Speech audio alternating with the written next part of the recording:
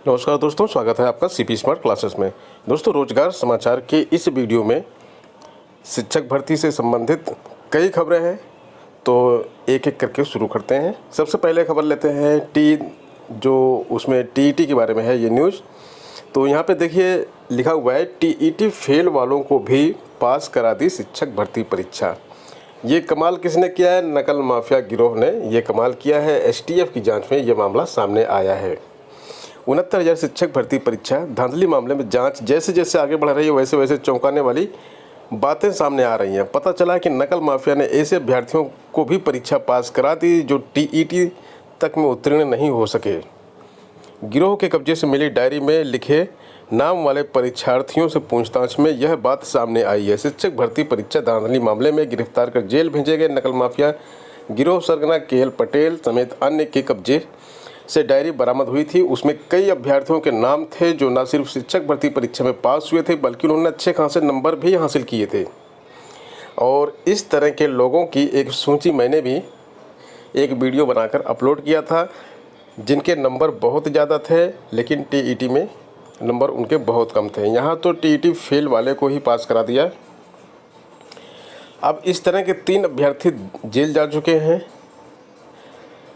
और सब मिला के 14 आरोपी जेल भेजे गए हैं। इनमें से 3 अभ्यर्थी भी हैं। 2 अभ्यर्थी धर्मेंद्र पटेल व विनोद कुमार को सोरांग पुलिस ने जेल भेजा, जबकि बलवंत कुमार नाम के अभ्यर्थी को हाल ही में एसटीएफ ने गिरफ्तार कर जेल भेजा है। 3 ही अभ्यर्थी जेल भेजे गए हैं, जबकि इस तरह के बहुत से अभ्यर्थी हैं। तो जब तक उन सबको गिरफ्तार कर जेल नहीं भेजा जाएगा तब तक इस तरह की घटनाएं प्रदेश की शिक्षक भर्ती में होती रहेंगी। नकल माफिया अगर गिरफ्तार किए जाते हैं तो इस तरह का काम करने वाले छात्रों को भी गिरफ्तार करना चाहिए, जिससे कि इस तरह का काम आगे लोग ना करें। ये उत्तर प्रदेश लोक सेवा आयोग की विज्ञप्ति है बीईओ की परीक्षा की। इसके बारे में मैंने कल आपको इन्फॉर्मेशन दे दी थी।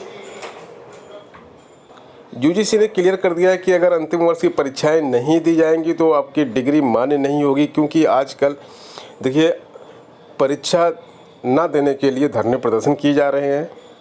तो यूजीसी ने अपना तरफ से क्लियर कर दिया है कि परीक्षाएं होना ज़रूरी है, अंतिम वर्ष की परीक्षा होनी ज़रूरी है। 30 सितंबर तक परीक्षाएं कराने की तय की गई है समय सीमा। कोरोना के चलते दिल्ली व महाराष्ट्र ने परीक्षाएं रद्द करने का किया है ऐलान। संशय खत्म, परीक्षाओं का रास्ता साफ। उत्तर प्रदेश लोक सेवा आयोग शनिवार रविवार को भी कराएगा परीक्षाएं। तो इसमें देखिए 16 अगस्त को जो सबसे पहले प्रारंभिक परीक्षा होने जा रही है खंड शिक्षा अधिकारी की। 23 अगस्त से कंप्यूटर सहायक की परीक्षा है 2019 वाली, ये 23 अगस्त से शुरू हो जाएगी। और इसके बाद 13 सितंबर से आरओ समीक्षा अधिकारी की परीक्षा है, प्रारंभिक परीक्षा है।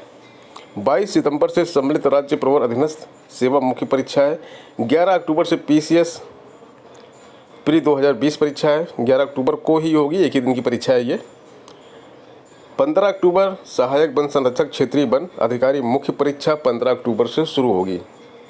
1 नवंबर से सम्मिलित राज्य अभियंत्रण सेवा परीक्षा 2019 होगी। 22 नवंबर से उद्योग विभाग के अंतर्गत सहायक प्रबंधक गैर तकनीकी स्क्रीनिंग परीक्षा होगी।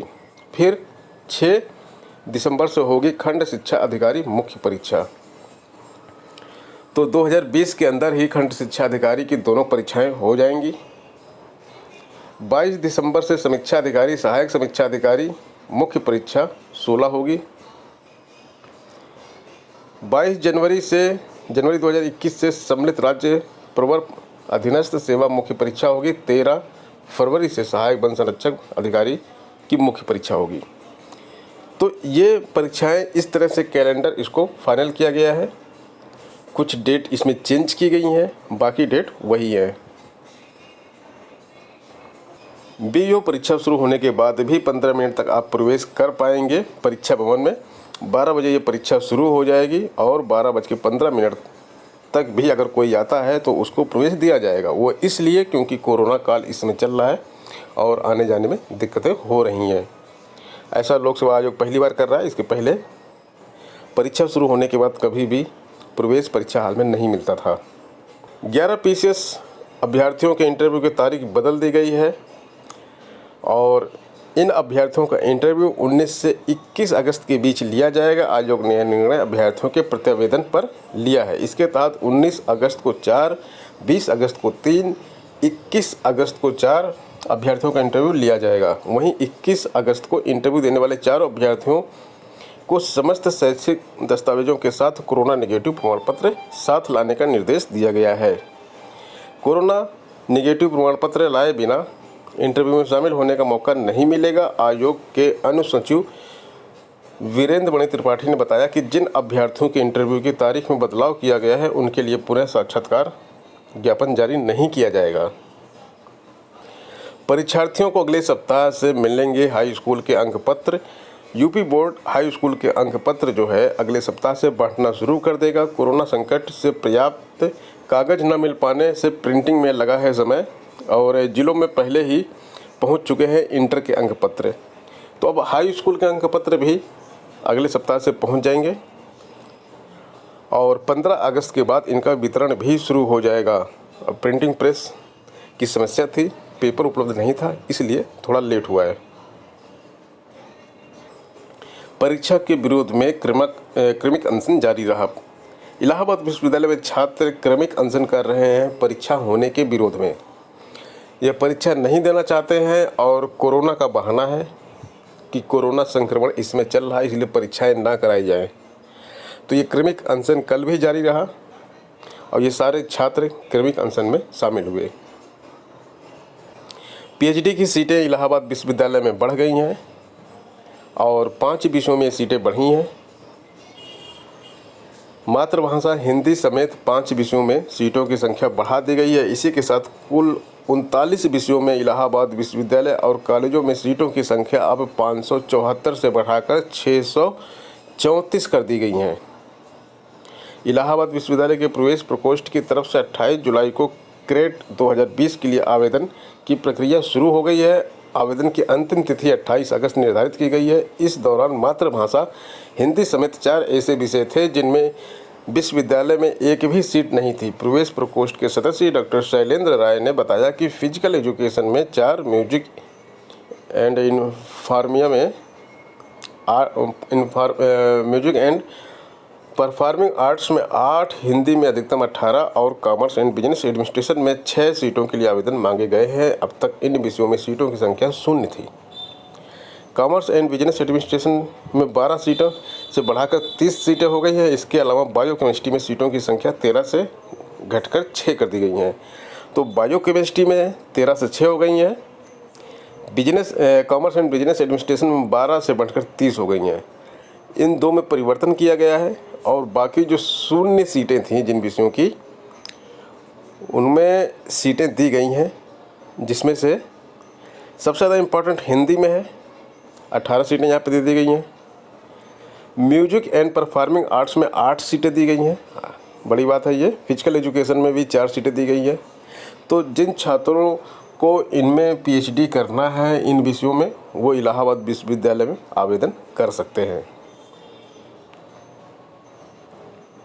TGT PGT की बात कर लेते हैं। भर्ती का नया विज्ञापन जल्द आने के आसार हैं और कल विकी खान जी वहाँ पे गए थे,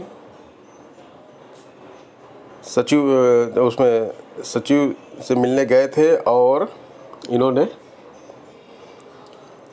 चयन बोर्ड में जाकर एक ज्ञापन दिया है और ज्ञापन देने के बाद जो चीज़ें निकल कर आई हैं उसके बारे में आपको बताते हैं।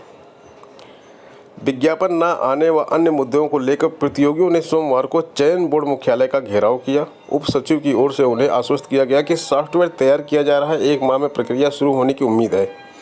माध्यमिक शिक्षा सेवा चयन बोर्ड के अध्यक्ष की अनुपस्थिति में उप सचिव नवल किशोर से 9 सदस्यीय प्रतिनिधिमंडल मिला और मांगों का ज्ञापन सौंपा।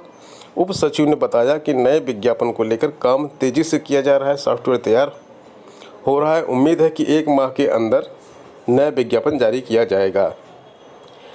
तो 1 माह का समय बहुत ज़्यादा नहीं होता है। अगर 1 माह के अंदर इतने सारे पदों का विज्ञापन आ रहा है तो तैयारी आपको शुरू कर देनी चाहिए अभी से। शारीरिक शिक्षा टीजीटी के संबंधित परिणाम पर उप सचिव ने बताया कि 10 दिन के अंदर संशोधित परिणाम जारी हो जाएगा। प्रवक्ता अंग्रेजी के 2 छूटे हुए अभ्यर्थियों के इंटरव्यू कराने को लेकर उनका कहना था कि अध्यक्ष के संज्ञान में मामला आया है और टीजीटी अंग्रेजी के चल रहे इंटरव्यू के साथ प्रवक्ता अंग्रेजी के बचे हुए इंटरव्यू भी कराए जाएंगे। सामाजिक विज्ञान खंड खा मामले पर उन्होंने बताया कि सिंगल बेंच के आदेश को लेकर चयन बोर्ड डबल बेंच गया है और उसके आदेश के अनुपालन में कार्रवाई की जाएगी। विकी खान के आग्रह पर उप सचिव का कहना था कि दोबारा मूल्यांकन को लेकर सहानुभूतिपूर्वक विचार होगा। जीव विज्ञान 11 विज्ञापन वर्ष का परिणाम जारी किया जाएगा। 2016 के लिए परीक्षा की तारीख पर बोर्ड की मीटिंग में विचार किया जाएगा। तो यही प्रमुख मांगे थी जिनको लेकर ज्ञापन दिया गया था और इन सभी के बारे में ये स्थिति स्पष्ट की गई है। तो दोस्तों ये हो गया आज का वीडियो। मिलते हैं नेक्स्ट वीडियो में नई अपडेट के साथ। धन्यवाद।